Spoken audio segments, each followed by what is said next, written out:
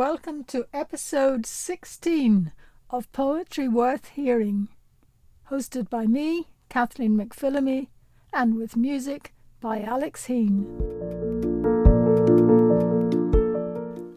The episode begins with an interview with Vanessa Lampert, whose first full-length collection, Say It With Me, has just been published to some considerable acclaim.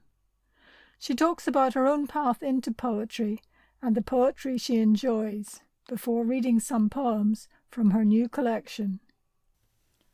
Following that, we have poems from Tristram Fane Saunders, Jude Marr, Diana Sanders, Bill Jenkinson, Deborah Cox Walker, Dorothy Yamamoto, Sylvia Vetta, Sarianne Durie, Trish Broomfield, and Heather Moulson. You can find out more about all these poets and their publications at poetryworthhearing.biz. But now it's my pleasure to welcome Vanessa Lampert.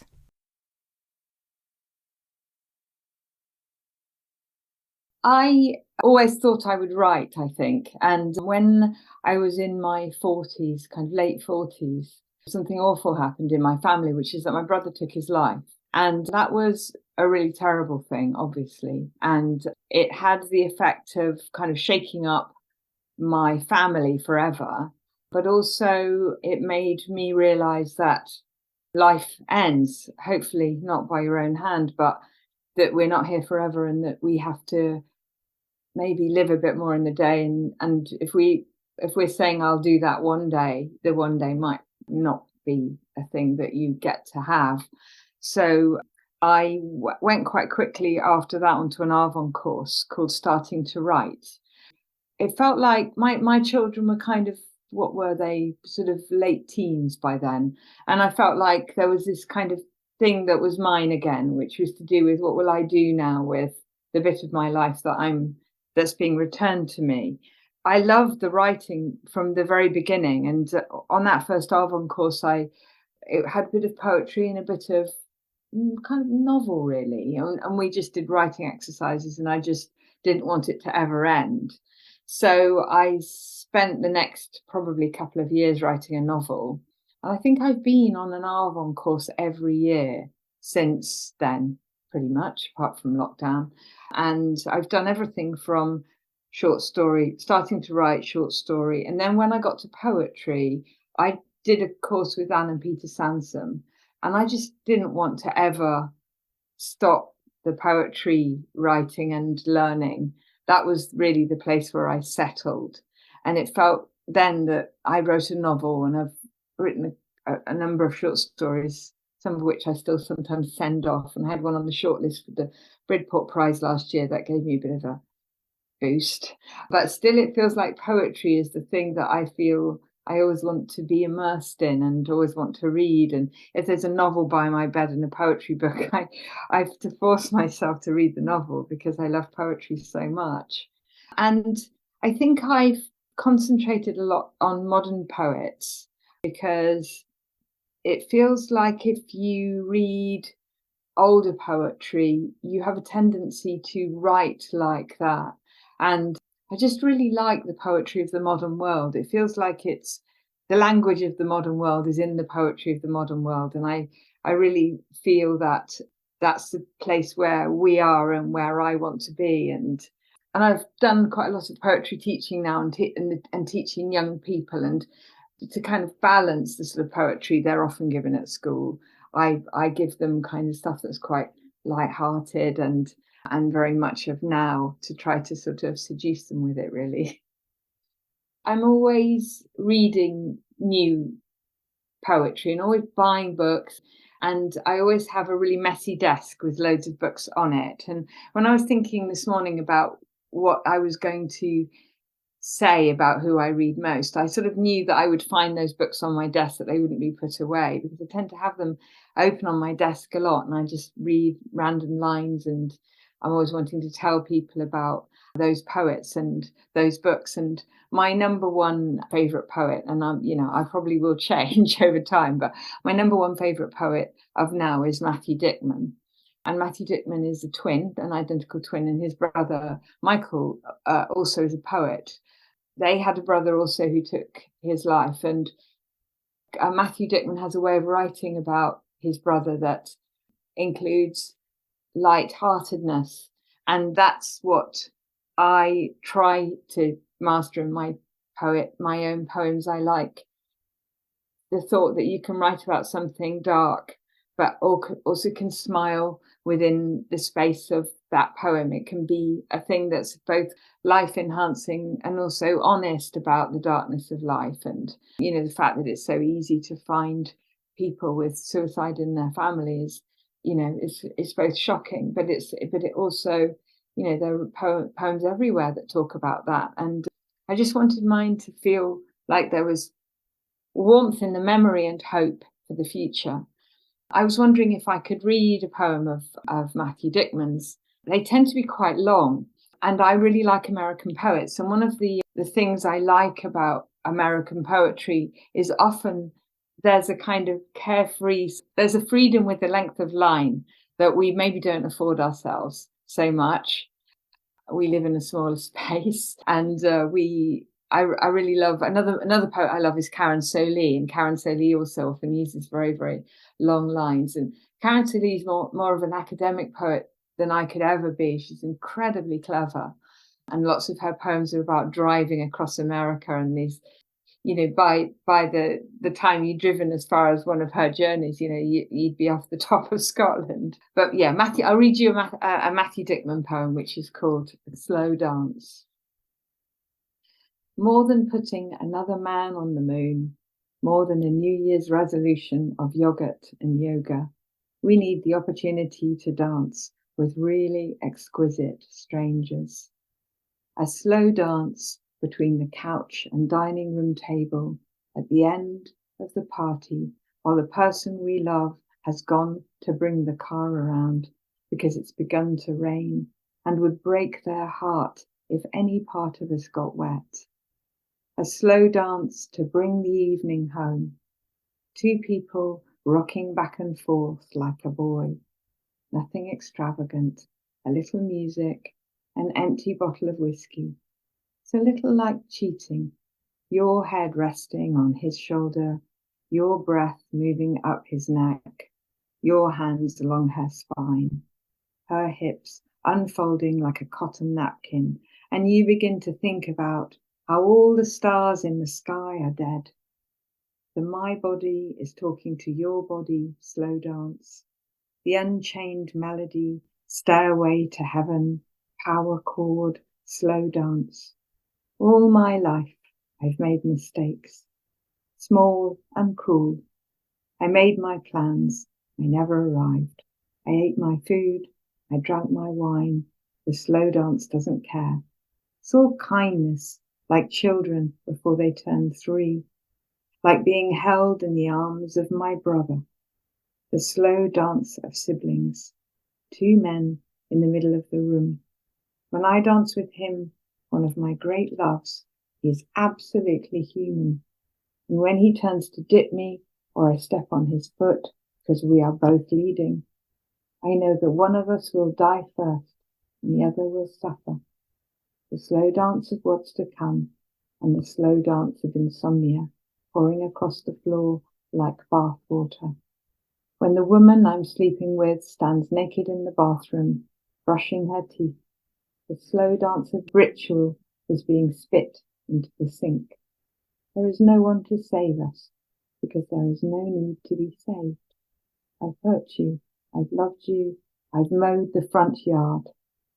When the stranger wearing a sheer white dress covered in a million beads slinks toward me like an oversexed chandelier suddenly come to life, take her hand in mine. I spin her out and bring her in.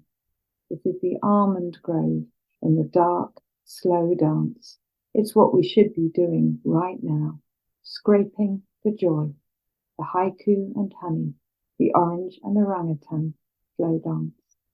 One of the things that I love about this Matthew Dickman's poems is that he is really seductive. So he achieves this kind of rapport with you by this kind of lazy, sexy, kind of lots of repetition, and he takes all of your attention, and then it affords him the right to kind of add something really insane like orangutan. What's that? But it just kind of works. It just makes you, frees you from the confines of the language that we have to use all the time in order to be considered normal. And again, the lovely kind of sadness and the warmth and the kindness in his poems. I also wanted to share the work of another poet who is called Michael Lavers. And Michael Lavers is a Canadian poet, and he just has this one book which is called After Earth. And every single poem in it is really wonderful. And I don't think it's won any prizes, but I can't understand why. And I can't understand how everybody hasn't heard of him and isn't kind of constantly tweeting his poems, because they're so gentle and beautiful, and his command of language and the kind of balance of love and nature in his poems is really something I wouldn't ever be able to achieve. They're just intoxicating. And you can find him reading things on YouTube that are really lovely. I heard him talk about this poem that he'd written, which is an early poem. And I think he said something like, when I wrote this poem, I felt that I wanted to keep writing poetry. And it's a lovely poem because it also it rhymes, which is, quite unfashionable really now to rhyme. But this poem I'll read is called Coda by Michael Lavers. From the garden rose the sound of bees that lurched and wobbled through the peonies. We ate eggs and toast with milk that warmed in minutes in the sun, while fat drones swarmed and looped like bullets misfired from the fields. It was the sound the mind makes when it yields to glutted blood. I didn't understand until one smelled the syrup on your hand, and in a gold-encrusted drunken strut smeared pollen from its mandibles and gut along your wrist. That morning you had tied your hair, and as you rose and ran inside, it gently bounced and loosed and then unfurled. If the next is better, I'll still miss this world. That's the book I'd recommend, and I've probably bought it at least 10 times for other people. And every time I do, someone writes me I've never heard of him, thank you so much, I can't put this down. And I think the third poet that I would like to talk about is Joe Dunthorne. And he writes this poetry that's just really mad and stuff that you would never kind of imagine anybody kind of like, how do you come up with that stuff? Maybe it's drugs, I don't know. but it's mad, but it still works. It's really compelling. And this poem is called In Which I Practice Happiness. I love pigeons, even when their claws are stumps and they walk as though in heels. I love guinea pigs for the idea that they are in some way a pig. Their heartbeats make their bodies vibrate. I like to pretend to answer them. Who may I say is speaking? I love football. More people love football than love social justice, but that doesn't mean football isn't brilliant. Whenever I head the ball, I feel a poem evaporate. I hate the bit of the poem where you're obliged to hate something. I love the piano. I love true crime. I love the sun when it arrives like a tray of drinks. And that lovely kind of open thing of that tray at the end, I think it's really brilliant. You get left holding it and then you want a drink. And I wanted to say that I didn't really come from a family that read poetry, or even, I come from a family that was kind of separated by divorce, and that happened when I was about 6. And then the difference between my mother and father, the kind of differences that separated them was that my mum is very fun-loving and light-hearted, and she likes to be outside, and she likes to see people and have fun and not be reminded of the darkness of life. And I really admire her because she's just She's 83 and she's just absolutely full of life. And we went on holiday last year together, and we wanted to do this really long walk, a coastal path walk, which is really hard. And my mum, I was trying to think of a way that what we could do with mum so we could do this walk, and she just absolutely insisted that she was coming on it, even though she was suffering from anemia and she's really out of breath. So she's just, she's very light. So my mum's the kind of lightness. And then my dad died very young at 67. And when he died, I took from his flat all of his poetry books without really having a plan to read them. But of course, they've become treasures to me. And my dad was much more serious and academic. And he did an Open University degree and just was very, very hungry to be middle class in in all the ways that he perceived that to be, in every way that he considered middle classness to be, he wanted to do that. So he had lots of kind of snobbery. He wouldn't queue outside a fish and chip shop. He was very smartly dressed, and he wanted to distance himself from what he perceived to be a kind of more the kind of coarseness, I suppose, of his background. And so I think I've got that kind of, maybe that's part of the light and darkness in me, is that I'm attracted to thinking and serious pursuits, and I always want to be cleverer than I am, and I'm interested in being with people who are cleverer than me so that I can learn from them. But I'm also quite like having a bit of a laugh. I think that's probably what seeps into my poetry from my background. I read loads and loads of poetry. I read all the time, and I read and I subscribe to magazines because they can't do without us. And I know not everybody can afford to do that.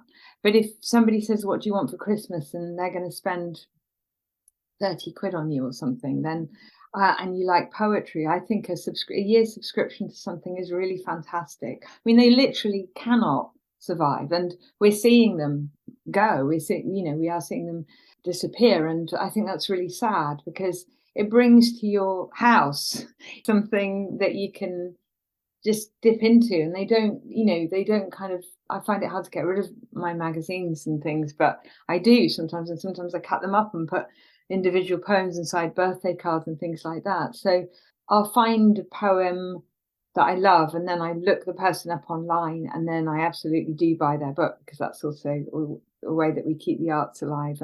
And sometimes I buy the book for £1.80 on Amazon, because it's, lots of the books I buy are secondhand. I know that doesn't help the author, but I will kind of obsessively devour everything that somebody has written. And then if I have books that I'm not so keen on, I pass them on to other people, my friends. I work as an editor for the Alchemy Spoon at the moment. I'm on a bit of a sabbatical. We all work for nothing on that magazine, and it's really exciting, but it takes a lot of time, and it's a constant kind of struggle to break even financially. So I'm very personally aware of how difficult the arts is. I'm very lucky to have another job that pays, which allows me to buy books and magazines and things like that. I would say I really have my eye on the modern poetry scene, and because I did an MA in London at the poetry school, I finished that in 2019. I was in the poetry school where there were books, and then I would go to the poetry library, which I'd really recommend. You just go to the poetry library and all the magazines are there, and you can just sit there all afternoon and read them. Well, you can take books out, obviously, but you can also maybe find poets that you don't know about and then buy their work. I'm always watching out. And if I go to a reading and I like the reader, and the reader said, this is inspired by so-and-so, and I write that down, and then I look them up, and then I again might read something that they've written. I don't read through a thing. I'll dip into it and put it down and then come back to it. But I have quite a disciplined way of writing myself. So I have my own room to write in, and that room is just for writing and reading. And when I'm sitting at my desk in my room, which is where I am now, I have all these books around me, and I'll just pick them up and maybe read one poem and put it down again. And it feels like some kind of magical thing happens when you're writing and you're kind of also reading other people's poems. It feels like they feed you in the moment in your own work, and something about the kind of mood and the manner that they have grabbed your attention. It feels like it's very difficult to know how that happens, because poetry does feel like magic for me in that way. You know, how does it get into your heart? You know, what's the means by which a poet can do that, or a poem can do that? And I don't think the poet doesn't always aim to do that, but it just can happen on a lucky day. And my mentor is Glyn Maxwell, and he was my tutor on the MA, and he very sweetly offered to carry on working with me after the MA had finished. And he talks about poems as being creaturely, like a poem is a little creature in itself. And so when you're writing, or if you read a really good poem, you can pretty much guarantee that that creature is true to itself all the way through. You see its nature. And if you think about that when you're writing and something isn't working, it's because your creature wasn't true to itself. Your creature kind of got lost who it was. And you're kind of sorting that bit of the poem that's not working out. Seems to be about sometimes returning the creature to itself. You know, allowing, you know, or asking yourself, would that person do that or say that? And if it wouldn't, then you have to change that. And including, you know, when you wrote an absolutely cracking line that sounds so good, you know, that kill your babies thing. I've got loads of books that I just kind of haven't really read because it just it just isn't my thing. I think, you know, there's difficult poetry, isn't there, that clever modern poets, I won't say any names, who write difficult poetry where you have to really think about it. I'm quite attracted to that poetry, and I sometimes want to write like that, and maybe I could, I don't know. But one of the things that kind of stops me or holds me back is because I want my poetry to be for ordinary people, not clever poets who are going to kind of like nod and, you know, not really comment, but just kind of say, yeah, you know, and nothing more, because I want to go somewhere and I want to enjoy the journey of it. If you want to go somewhere and enjoy the journey, I totally recommend Vanessa's book. She manages to bring a lightness into her work, even when exploring the most difficult issues. I'd like to read a poem which I mentioned my brother, and I wanted to read a poem about him because by losing him, poetry became open to me somehow, magically. And I've written a lot about him. And somebody said to me recently that poets often write poetry instead of going for therapy. And I thought a lot about that and about some of my poems and maybe some of the ones that haven't worked.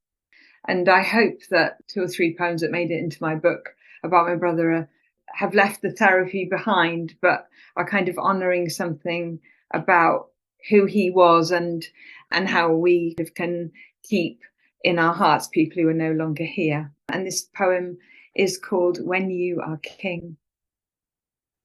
More than the need for a sign from an absent god, more than a clear view of Venus from a Cornish cliff, more than seeking a cure for grief or not speaking your name for fear anger will spoil the day, I say it's time to make you king of something, because surely even the dead should be kings, their subjects crying, there's nothing to forgive.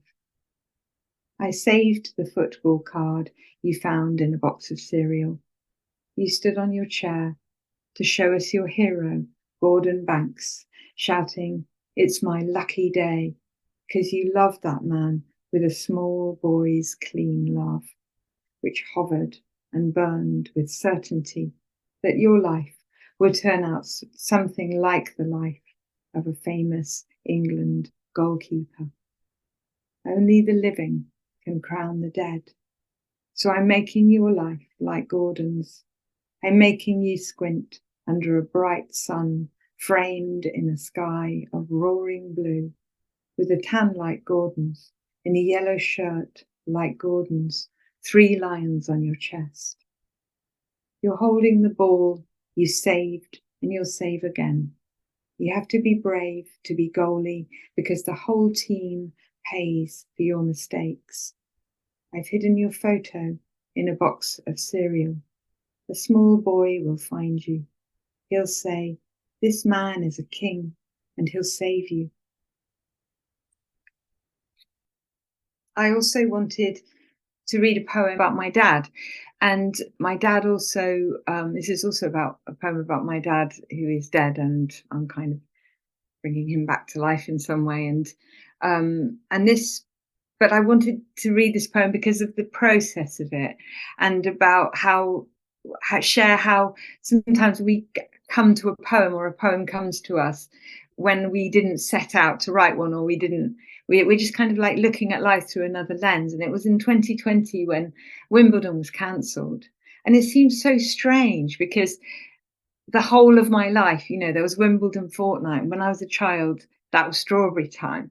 So the tennis was on the telly and we were eating strawberries, and we would go strawberry picking and absolutely gorge ourselves.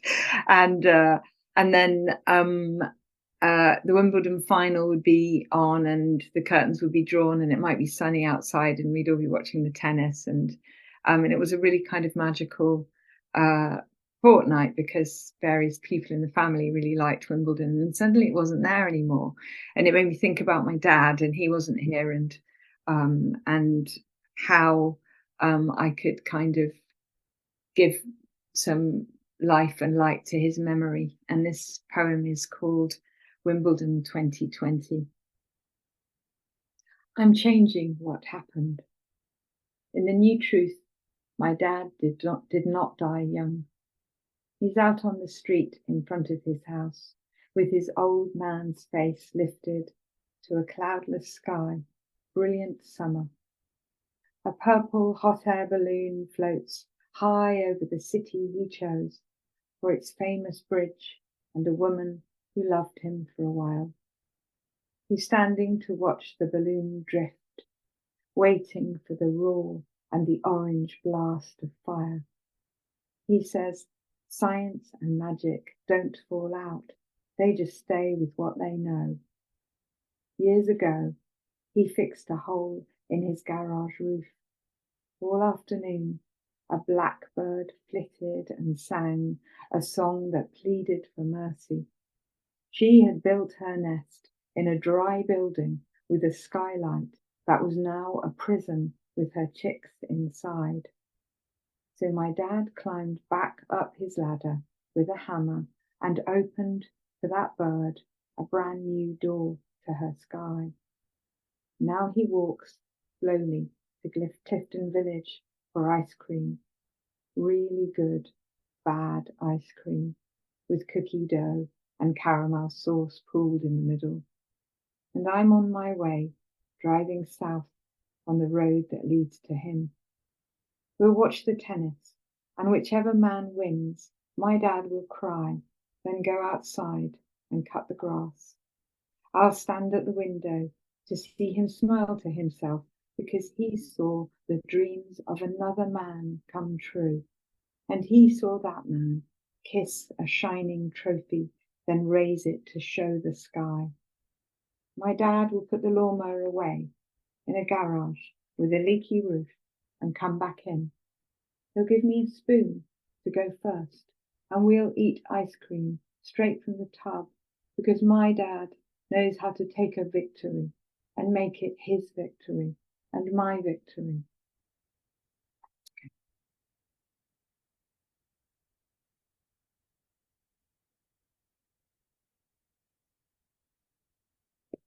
This is a poem which is one of my favourite poems to read, and it's about a circus that goes around the south of England called Gifford's, and it's wonderful. A josser is a circus word for a non-circus person, an outsider, and this poem is called O Jossers We. Here come the circus folk, self-assured, lithe, justifying summer with their thighs. They're lighting up the village green like blossom, retro chic and velvety, juggling old cutlery, qualmless and oblivious to cold. See them expertly erecting their marquees, pirouetting irresistible to doves. I almost ran away to join them way back when I had core strength and was not shunned by ponies. O jossers we, who have not clung to the trapeze, nor held aloft a woman on one hand. We who failed to sail through air while smiling fiercely, now merely witness all this fearless allure. See them safe inside their neon-painted spandex, shining like a shoal of jubilant fish. If this is a dream, then hide the truth from me. There are so many lovely things that we can't hold or keep. I won't be a girl again, nor ever you a boy. Still they come to mingle amongst us, bohemian and tumbling, hula hooping, reaping what they sow. Oh, come again, restore us, hang by your teeth and spin for us, for we have loved you longer than our lives.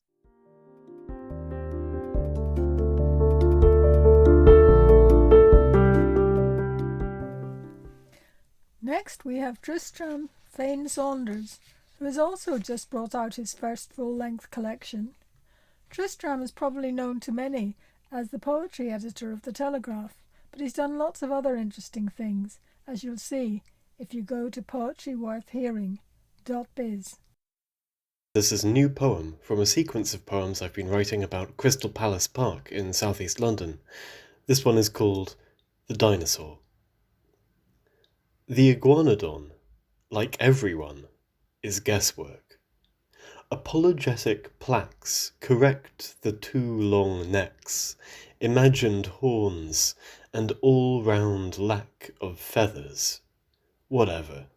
We like them wrong. Henry, these were made for you to hide from. We must walk, you tell me, very quietly. We are protected by a moat and a fence waist-high to me, head-high to you, and ankle-high to them. Across the water he is hiding too, bashful, tail toward us, snout nuzzling the ground for bones. The time-pressed sculptor, knowing how little was known, they'd what, a kneecap, teeth, one shin to go on? Sighed and turned the doubtful face from view, a little abstract in the concrete.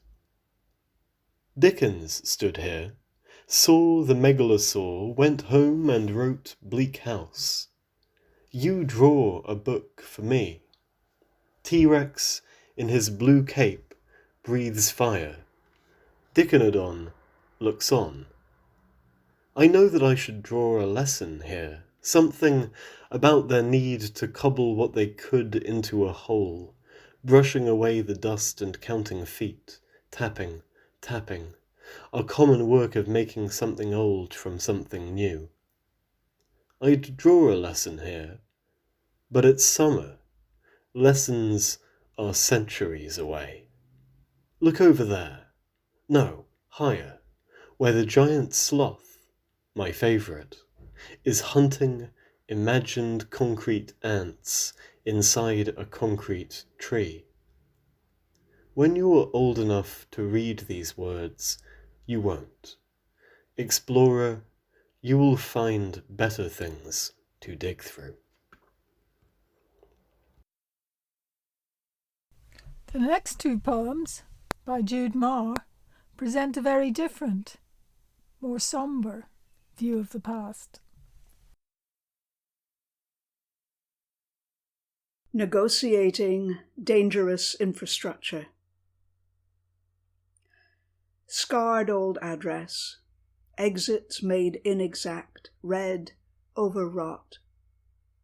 Old leans my memory, intense against swollen doors, as the years wave goodbye. Bone signs crumble, and each cell knows the clutch of objects, Which hand, which bone, the huddled oaks whisper. Once, in this dazzled backyard, a dirty bird, dressed to bury, a hobo bird with fingers, not wings.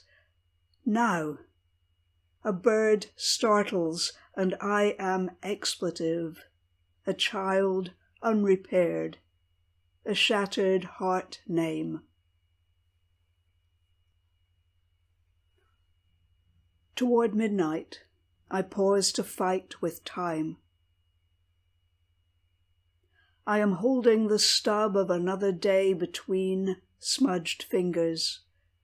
Smoke remains, like tattered tissue twisting in periphery, like child's hair twisting. Elsewhere, bells threaten, but here we are silent.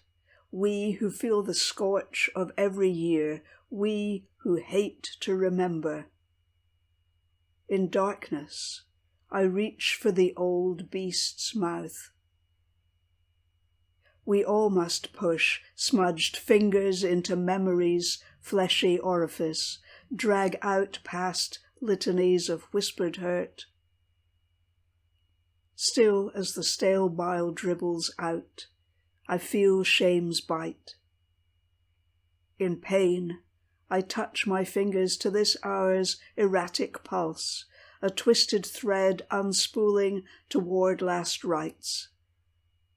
The toll begins. Bring me a candle and a spill, a trace of tenderness or something like. What's gone is gone. What lives is ours to write.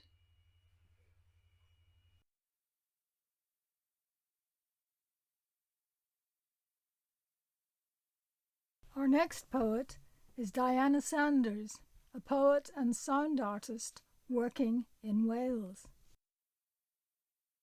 Our water. My water is chlorinated, length after length, following the black line. Report from the Chief Engineer, A.H. Sterling of Darlington Court. 12:58, June 1941, Atlantic Ocean, 600 miles east of Newfoundland. It is also of a mountain stream, bubbles, reflections, waterfalls, eddies, gathering water to drench seedlings in the greenhouse. 57 degrees 18 minutes north, 41 degrees 07 minutes west, sea calm, wind slight. Weather fine, visibility hazy. It is the smell of balsam after rain and watching droplets move from blue to red to gold. Escort hoisted a signal, submarine starboard side. But sometimes I dream of tidal waves and how it was for you. Torpedo struck the engine room. First explosion stopped the main engine. Second struck the deep tank, which split the ship in two. Ship capsized immediately. Your water was also length after length, following the black line. In 45 seconds she was out of sight. Did you ever think the endless tumble turns would save your life? There were several explosions. Sheets of flame went up at least 500 feet. The men on the wreckage floated into burning hell. Their cries ghastly, and now I wish I had used my machine gun on them. You swam under black lines of oil, found breath in clear water. You came back. Nothing was as it was before.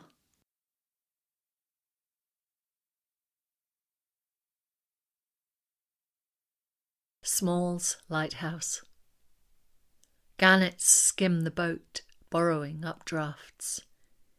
He watches until birds disappear, until the boat is a dot, until engine noise is lost under the voice of waves, under the creak of barnacles. He works alone, repairing horn and light until sunset.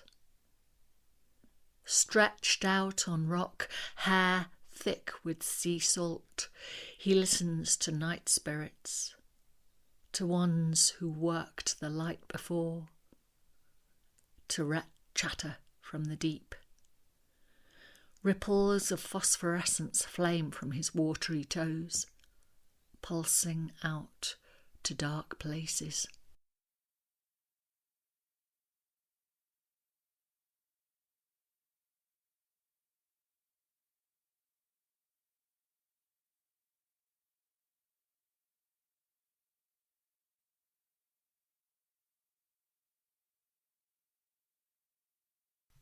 And staying with the nautical theme, our next poem is by Bill Jenkinson and comes from his sequence Islands, a work in progress.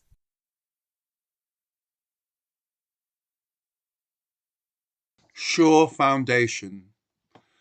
I worked my passage in coasters, hoys and scoots, and I was leadsman, king of the chains, casting the plummet forward and down from my small platform by the shrouds. I was the man to find the bottom, bring up the evidence if wanted, when I would smear the hollow weight with tallow, for vessels close inshore reach down as much as out to navigate in shallow waters. I cast the line, I counted out the marks as they flew through my fingers, a different material for each division. I was sure of those partitions, I knew them even in the dark, and when the line hit bottom, I felt it in my fingers like a shock. Each cast I called the depth in fathoms. My numbers told the captain we were still in water, a difference of life and death, for he always pushed his luck and kept as close in as he dared to get his cargo into port on time.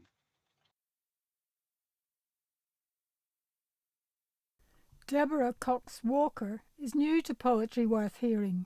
Here she is with 3 poems where she writes about relationships with older and younger generations.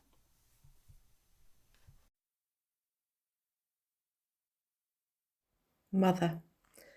She would often ask me to paint her a bowl full of lemons. She said she liked the simplicity of still lives. I never thought I had the skill, and so I never did. Although I wanted so much to fill that bowl with lemons without bitterness. Playwork. We ate breaded plaice in a hotel bar after a long hot day of playwork. Then you stopped eating and I stopped eating. You took my hand and stroked the palm. I'm fixing you, you said with your hand to my cheek, then the other to my forehead. We ate some more, then you stopped again and repeated yourself exactly. In reverse, hand to forehead, then cheek. And stroking my palm, you said, I love you. Swimming lesson.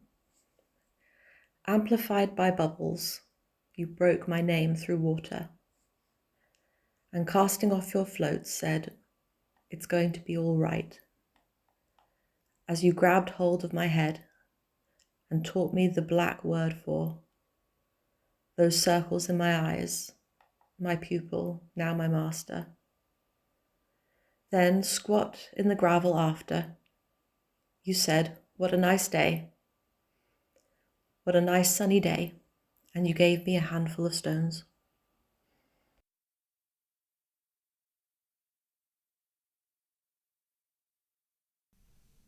Now Dorothy Yamamoto reads a beautiful short sequence called Living Among the Birds. This is a loose sequence called Living Among the Birds. Most of its parts don't have a title, but I'll pause between them. In my bird life, I had to obey the wind. Though I wanted to fly straight, I was leaf-tossed. I curled to protect myself as I fell from the branch into long grass, sour earth, an egg but strangely unbroken. Laboriously I climbed the tree, clawing its bark, opened my arms, kept my balance, waiting. The shimmer, the whistle of the unseen bird, a blue dress billowing in the wind. Listening to the birds. As afternoon begins, the day falls open, like a book half read. Sounds of cups, of water, a slow, gravelly cooing, wood pigeons on the roof ridge wooing each other with that forever sound, dusting surfaces with acceptance of the knowledge that though things may change, we are ourselves, over and over, the same song. Robin, sharpness of a lemon, but also a sweetness too acute, too beguiling to listen to for long. Wren, a tiny silver hammer, defibrillator of the eardrum, a quickening between bough and bough. When I opened my mouth to sing, a bird of paradise flew out, brushing my lips with its long tail. Notes hung ready in the air, like birds on wires at summer's end. And every time I drew a breath, a small brown bird, a nightingale, bathed my tongue in honey and grief.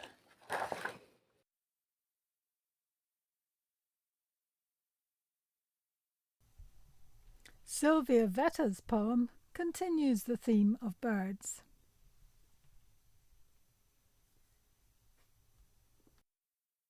Show-offs. Girls on paddleboards, college eights, raucous Canada geese, but none rival the cormorant, still and silent, king of all he sees, perched high, looking down on humans, looking up.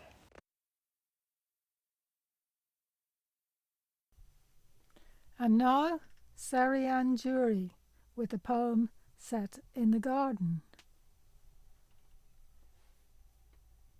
I fold the garden into my pocket. The front cover is green, a mossy walk between hazels. Creases run down the paths.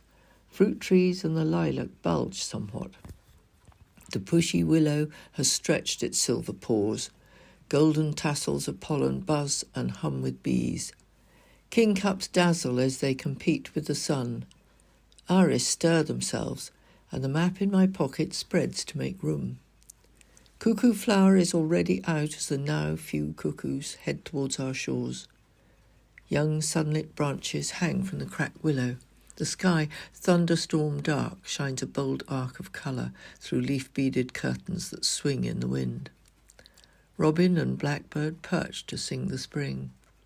Peonies push themselves through blue-carpeted beds, saying, "Forget us not, and we won't forget you. When all else fails, you'll find us, marking the way between light and dark, between then and now. Milestones, taking note of ways that turn, reaching past the folded pages that slip from my pocket to start the garden all over again."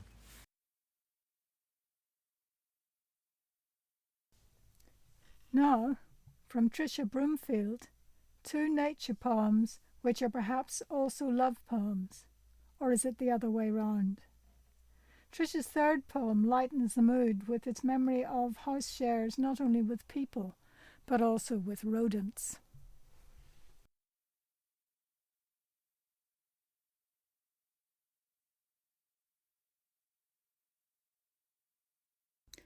Neap tide. Above, the inky ceiling, pin-prick lights. Stars sprinkle on dry sand. Bland, no sparkle these dark nights.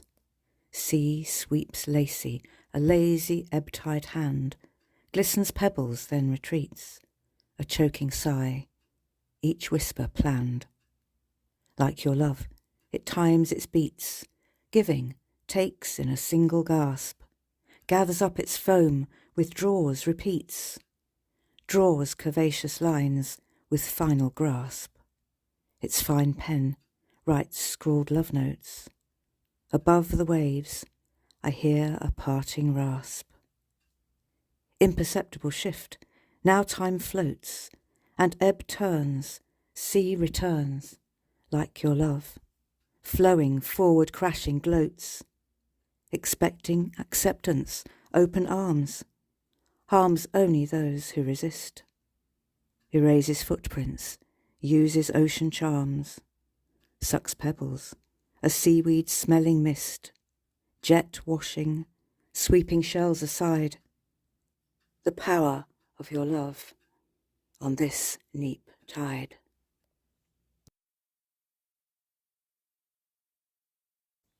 Snow. A crunch of boots, the only sound allowed by snow, soft falling, hiding all. For now we walk in harmony, tongues catching flakes, eyelashes netting lace, enjoying silent space. But we know that sounds will come, inevitably like the thaw, and raw as they will be, we'll see the stones as feelings rise, and long-held truths emerge. Rutted slush, when swept aside, will prompt these buried words to leave our mouths and flee to home like frightened birds.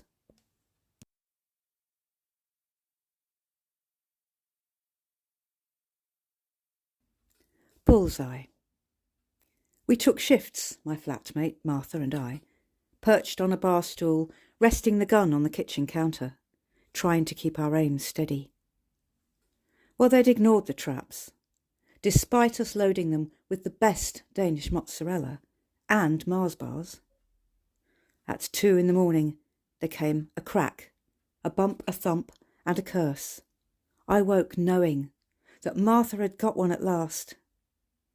Throwing on my dressing gown, I went to congratulate, squinting in the light, thinking that if this failed, we would have to get a cat. Martha stooped by the bin, air rifle in hand, disappointment in every feature where tiredness left room. "But you've got one," I cried. Martha shook her head. "No. I got trigger happy," she said. "I thought it moved." We examined the dead tea bag. "Well, your aim's good," I said. "Next time it'll be the real thing." But I knew that the following day we would have to get a cat.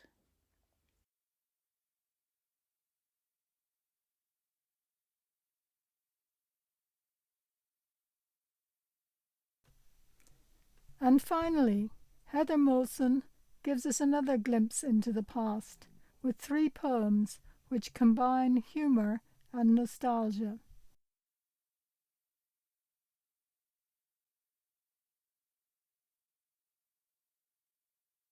This is mochaccino.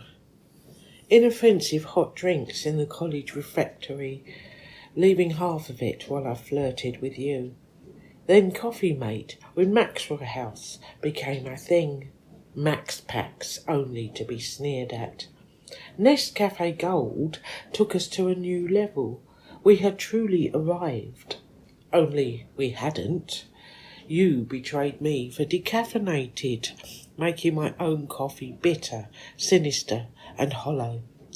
I spat it out at your departing back. But when coffee became frothed with milk on every high street, I embraced it again, sipping huge cups while thinking of what might have been. You became the skinny cappuccino, the soya milk, and I found full-fat comfort elsewhere. This is North London romance. On Saturday nights in the Britannia Arms, I would lean against you and promise you the world. A quick snog at the Angel bus stop and I'd forget about you 5 minutes later. Sometimes I'd tell my mum I wasn't in when you phoned, even though I knew you were in a call box. The pictures at Bruce Grove we'd get for a packet of number 6, then the Wimpy Bar. A bender brunch and chips. I used to squeeze a plastic tomato on that greasy table. I stood you up at Edmonton Green because you didn't like my perm. I was betrayed, violated. I hugged that bus stop. Love was over for me. Then I went out with your pal Stuart, the one from Berry Street. This is gin. Gin used to be served lukewarm in a nondescript glass with a miniature bottle of Canada Dry. I'd neck it regularly down the Britannia Arms, its ice cube floated forlornly. I'd hear of girls at school swigging a bottle and jumping into hot baths. It never worked. So how come Mother's Ruin is now presented in goldfish bowls with a garnish akin to Kew Gardens, chilled to inhumane temperatures, drunk by young professionals and in so many vulgar colours? Not that solid clear liquid on the off-licence shelf, though that's now a nail bar, and the Britannia Arms is a Lidl, but I think they do stock it. So that's it for episode 16 of Poetry Worth Hearing. And that's it for the summer. The next episode will be in September, but please feel free to send submissions at any time to poetryworthhearing@gmail.com. More information, as well as poet biographies and texts of poems, as always, are at poetryworthhearing.biz.